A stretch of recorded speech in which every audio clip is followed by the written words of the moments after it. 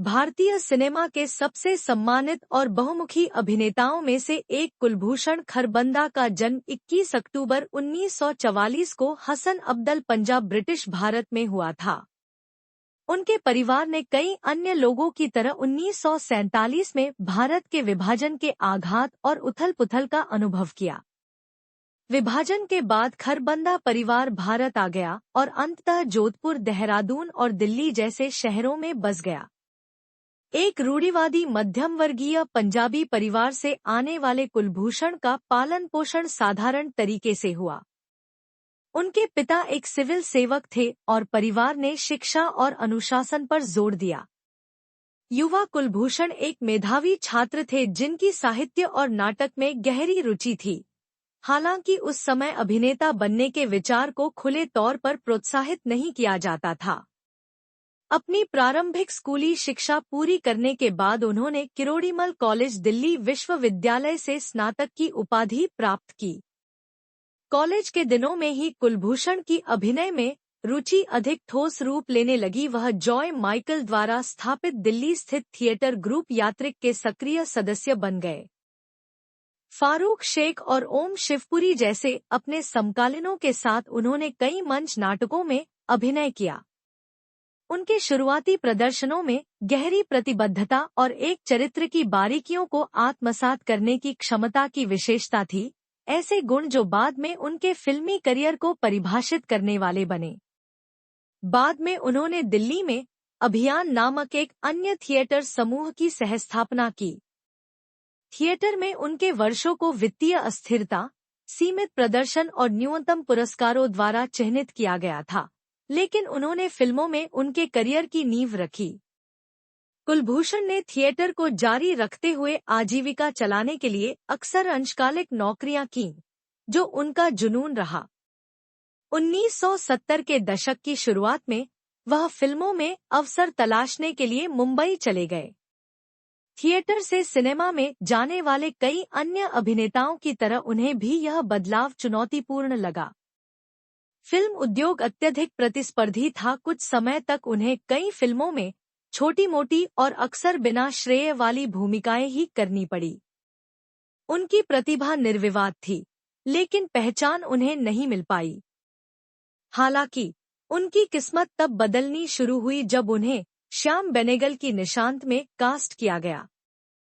निशांत भारतीय समानांतर सिनेमा में एक ऐतिहासिक फिल्म थी और फिल्म में कुलभूषण के अभिनय को आलोचकों की सराहना मिली। यह भारत के सबसे प्रशंसित फिल्म निर्माताओं में से एक श्याम बेनेगल के साथ उनके लंबे जुड़ाव की शुरुआत थी।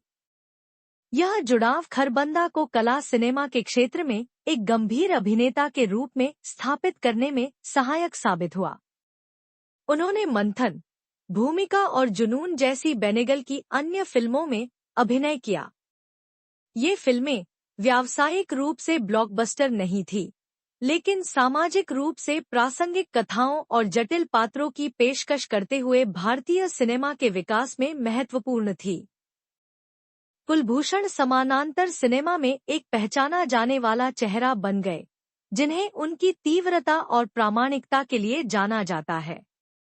कला सिनेमा में अपने बढ़ते कद के बावजूद कुलभूषण खरबंदा को मुख्यधारा की हिंदी फिल्मों की सुर्खियों में लाने वाली चीज रमेश सिप्पी की ब्लॉकबस्टर शान गंजे सिर वाली भयावह हंसी और गैजेट्स से भरी भूमिगत खो के साथ कुलभूषण की शाकाल ने दर्शकों को भयभीत और रोमांचित किया। खलनायक होने के बावजूद यह किरदार स्टाइलिश और आकर्षक था। यह भूमिका उनकी सामान्य गंभीर आर्ट हाउस छवि से पूरी तरह अलग थी और इसने एक अभिनेता के रूप में उनकी बहुमुखी प्रतिभा को उजागर किया। शान की सफलता ने खरबंदा के करियर में एक महत्वपूर्ण मोड़ ला दिया। उन्हें मुख्यधारा के सिनेमा से प्रस्ताव मिलने लगे और हालांकि उन्हें कभी भी खलनायक के रूप में टाइपकास्ट नहीं किया गया, लेकिन उनकी रेंज ने उन्हें व्यावसायिक और समानांतर दोनों फिल्मों में विभिन्न भूमिकाएं निभाने की अनुमति दी।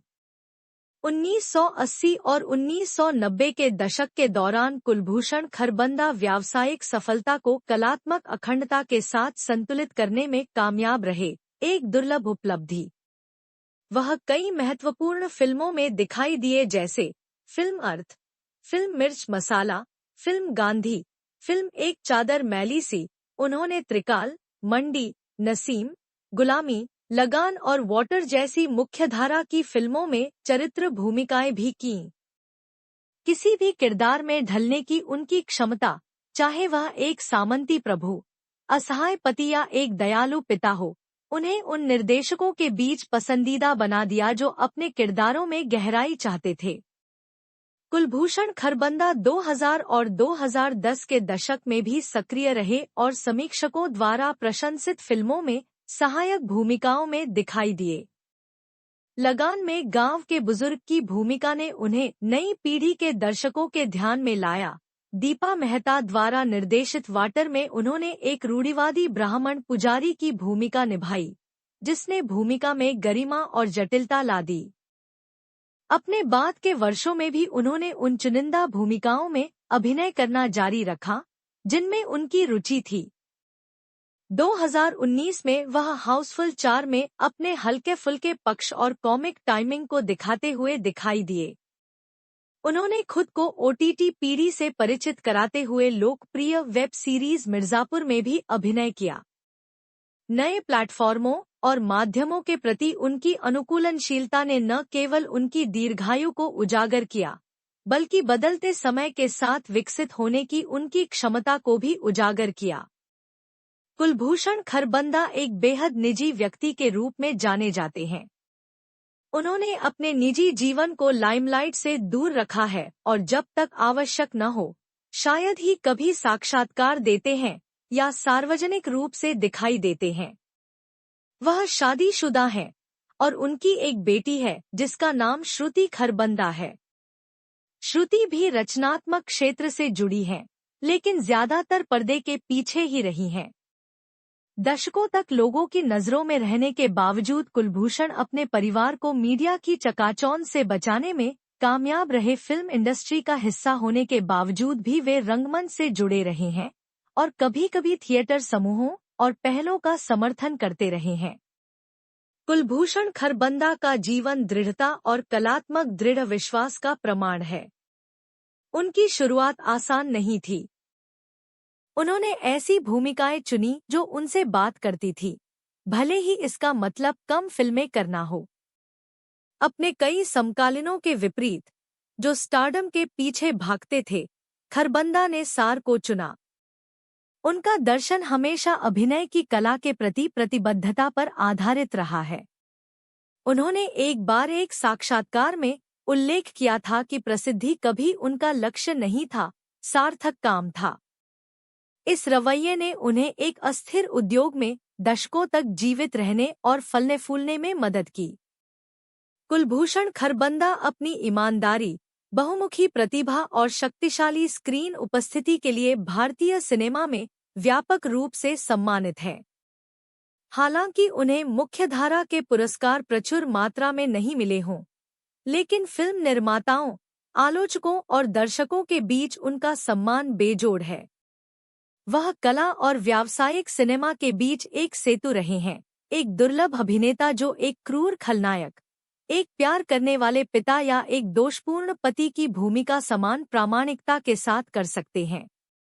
ऐसे युग में जब अभिनेताओं को अक्सर सार से दिल्ली के रंगमंच के मंचों से लेकर शान में शाकाल से लेकर लगान और मिर्जापुर के बुद्धिमान बुजुर्गों तक प्रतिष्ठित बॉलीवुड सेटों तक उनकी यात्रा शांत, दृढ़ संकल्प, कलात्मक गहराई और व्यक्तिगत गरिमा की यात्रा है।